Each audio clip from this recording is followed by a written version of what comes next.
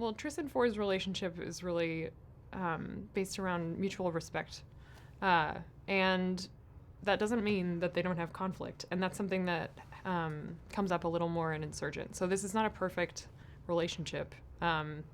They have different goals and different ways of achieving them, but they are also there for each other in the midst of a lot of emotional strife and change. So their relationship is really a kind of backbone for the series in a lot of ways, because they both drive the plot kind of equally, especially in later installments.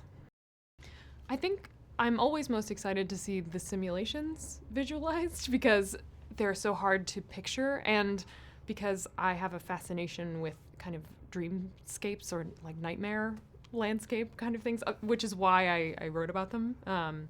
So just how surreal they are and how strange they are is something that's always really appealing to me. But also, I think just a crumbling Chicago is fascinating to me, since it's such a clean, put together city. Watching it fall apart is interesting. I mean, I can say this because it's like my home. But I really loved Janine's laboratory. So I forget what it's called, but there's a kind of fear that some people have of like clusters of holes together. So Janine's laboratory has all these glass tubes coming out of the walls, like a lot of, and there's something just like really creepy about that detail. And I like to lean into the creepy, so that was one of my favorites, I think. But they were all, I mean, the factionless set was also amazing, since every single little cube in it was different and individual and told a different story. And I don't know, it's hard to pick a favorite with this movie. Well, it's just really exciting that they want to be involved, I think.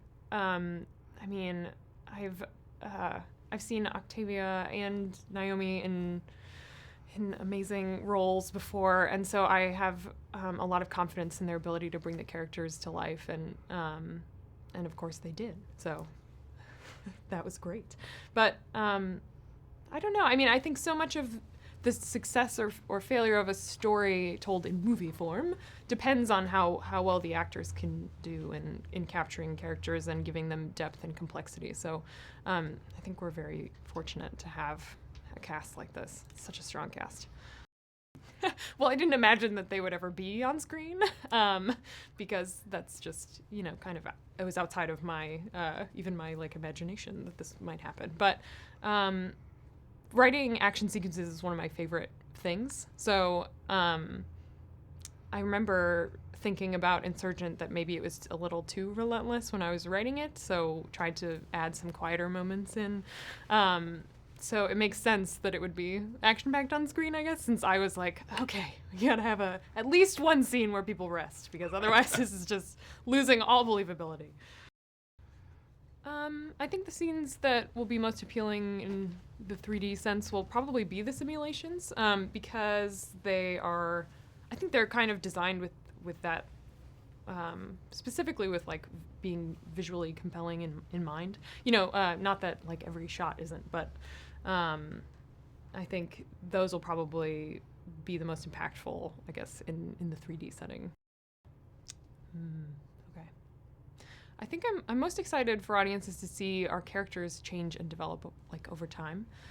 So, in the first movie, it's very much about like a young woman, deciding on a path and kind of like, la-da-da, let's see how this goes. And in this one, it's just her dealing with, what she's done and what she's become and the changing relationships around her. And so more than, the action, which is clearly going to be exciting and people are going to love, I think, seeing these characters have a real relationships with each other and real struggles within themselves, it makes the movie more compelling than, anyone can